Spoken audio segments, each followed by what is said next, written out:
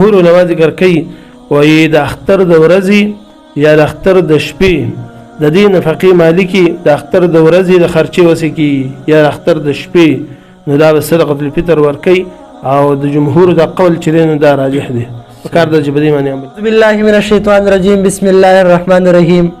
سلامونه نیکی هیلې احترامات او پیرزونې قدرمنو کتونکو اوریدونکو ستاسو ورور ستاسو ملګری محمد الیاس جزیم په دغه تمه دغه هیله روغ جوړ به خوشحاله به د ژوند نه به خوندونه مزې اخلئ. یو وارې بیا ستاسو په درانه خدمت کې حاضر شوي یو د نور کله په شان مولانا صاحب را سره ناست دی.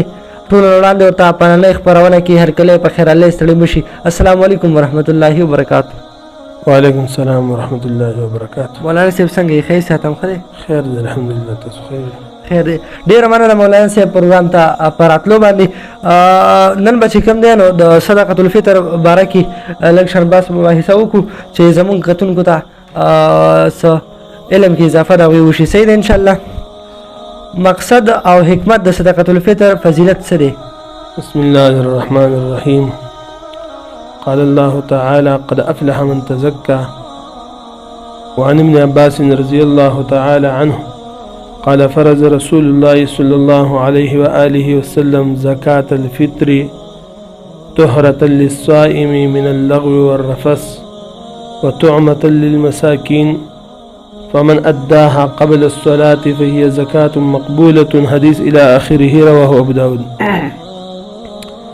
ټول مخکې ډېر زیاته شکریا ادا کوو د صدقة الفطر مقصد او حکمت. مقصد دا دی چې د الله رب العالمین حکم دی د نبی علیه الصلاة والسلام وضاحت کړی. نبی علیه الصلاة والسلام حکم دی او دا پوره کول دا عملي کول دا ډېر لوی مقصد دی. او بل مقصد دا دی چې کوم غریبانان دي د هغو سره مدد کول اظهار د همدردي کول. او بل مقصد دا دی چې په رمضان مبارک کې کومه کمی الله رب العالمین دغه کمی پوره کوي د صدقة الفطر د وجې نه. صدقة الفطر د سرسایي ورکولو د وجې نه. عبدالله بن عباس رضی الله عنه فرمایي نبی علیه الصلاة والسلام فرض رسول الله صلی الله علیه وسلم زکات الفطر. پیغمبر علیه الصلاة والسلام فرض کړې ده سرسایه صدقة الفطر. او نبی علیه الصلاة والسلام فرمایي طهرة للصائم دا صفایي ده په دې باندې صفا کولی شي روژهدار. او من اللغو والرفث دا اللغو نه والرفث او دغه شان د بېهوده خبرونه د بېځای خبرونه د کمونه وطعمة للمساکین. پیغمبر علیه الصلاة والسلام فرمایي چې دا طعام د مسکینانو لپاره. او نبی علیه الصلاة والسلام فرمایي چا د اختر د منځه نه مخکې ادا کړه نو دا صدقة الفطر ادا شو. او چا چې وروسته ادا کړه بس دا عامه صدقه ده. امام ابو داود رحمه الله دا حدیث شریف نقل کړی دی. صحیح. په کار ده لکه چې د اختر د لمونځ نه چې کوم دی مخکې مخکې ادا شي. صحیح. مولانا صاحب بل سوال ستاسو مخې ته ږدم چې د قرآن په حدیثو کې د دې څه ثبوت شته دی؟ ثبوت په باره کې الله رب العالمین قرآن مجید کې فرمایي قد افلح من تزکا. دا آیت په دې باندې دلیل دی. اکثر علما ذکر کوي چې د دې نه مراد صدقة الفطر دی. او حدیث چې کوم ما ولوستو نو دا دلیل دی د احادیثونه د سنتونه د دې ثبوت په باره کې. صحیح. مولانا صاحب بل سوال ستاسو مخې ته ږدم شرایط د صدقة الفطر څه دي؟ نو شرایط په باره کې خو اسلام کلمه ویل دا د هر یو عبادت دپاره شرط دی. دا یو ټیکټ دی او د هر یو دپاره شرط دی. د روژهدار و مسلمانی سرسایه ورکوونکي و مسلمانی. بل چې طاقت به طاقت په باره کې وس او طاقت به. امام ابو حنیفه رحمه الله ذکر کوي وایي د زکات نصاب دی د صدقة الفطر دپاره. صدقة الفطر به هغه سړی ورکوي چې څوک د زکات د نصاب مالکي. جمهور علما ذکر کوي وایي د اختر د ورځې یا د اختر د شپې د دې نفقې مالکي د اختر د ورځې د خرچې وسې کېږي یا د اختر د شپې نو دا به صدقة الفطر ورکوي. او د جمهور د قول چې دی نو دا راجح دی. پکار ده چې په دې باندې عمل وشي. صحیح. مولانا صاحب د څه نه به سرسایه ورکولی شي؟ سرسایه به ورکولی شي د کجورو نه د وربشو نه د وسکو نه او دغه شان د غنمو نه. صحیح. خو د دې مقدار چې دی نو غنمو مقدار احتیاطاً زموږ استادان چې کوم وایي مفتي عبدالودود صاحب او دغه شان زمونږ استاد محترم مفتي سمیع حفظه الله تعالی د غنمونه 2 کیلو احتیاطاً او د دې نن سبا قیمت راځي چې کوم احتیاطاً هغه بېشکه بې شوبې دی نو هغه 300 روپۍ دی 300 او دغه شان د کجورو نه 4 کیلو دا 2400 روپۍ راځي د دې او په احادیثو کې د سواد هغه تذکره شوې ده د هغې په رڼا کې دا قیمتونه دي او د وسکې نه 4 کیلو 3200 روپۍ راځي او دغه شان د وربشو نه 4 کیلو 640 روپۍ راځي او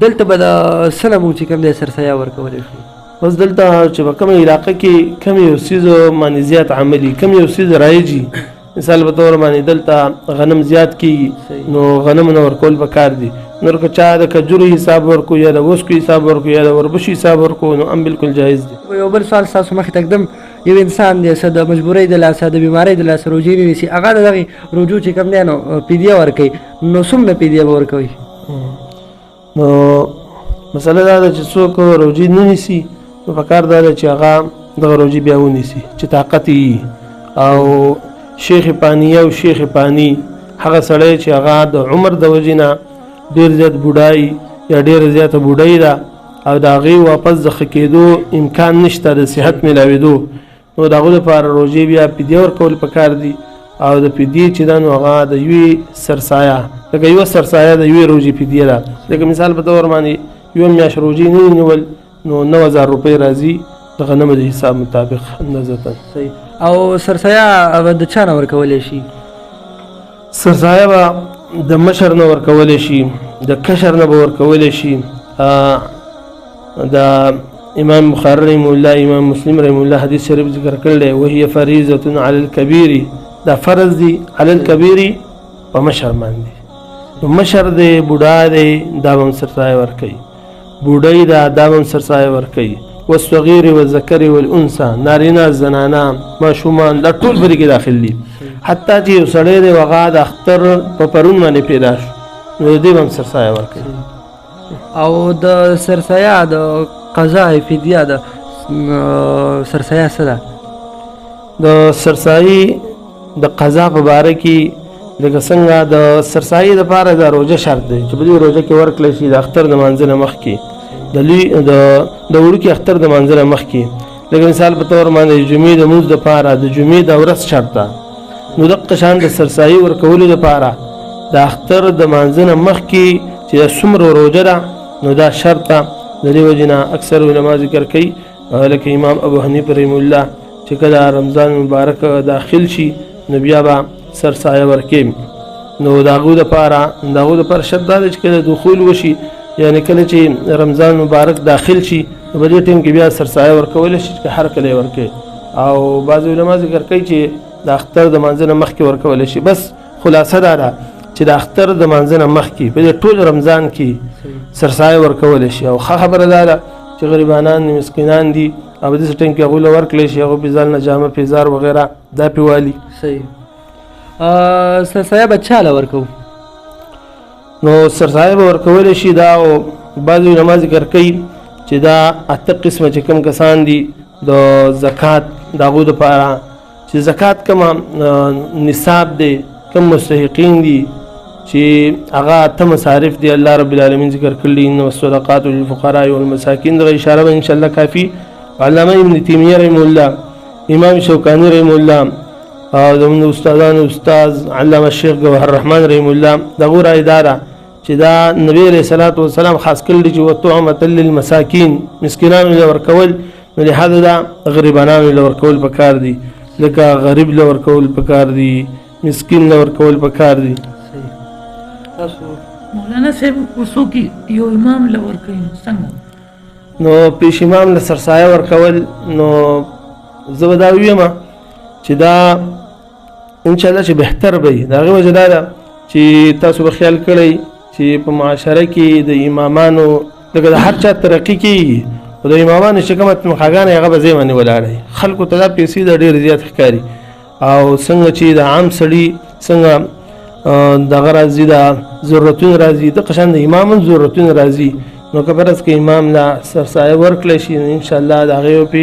ډېر کار وشي نو بلکې زه به دا ویم چې امام له سرسایه ورکول دا بهتر هم دي صحیح لکه نن سبا که سړی سوچ وکړي که نه صحیح. نو کوم وخت به ورکولی شي؟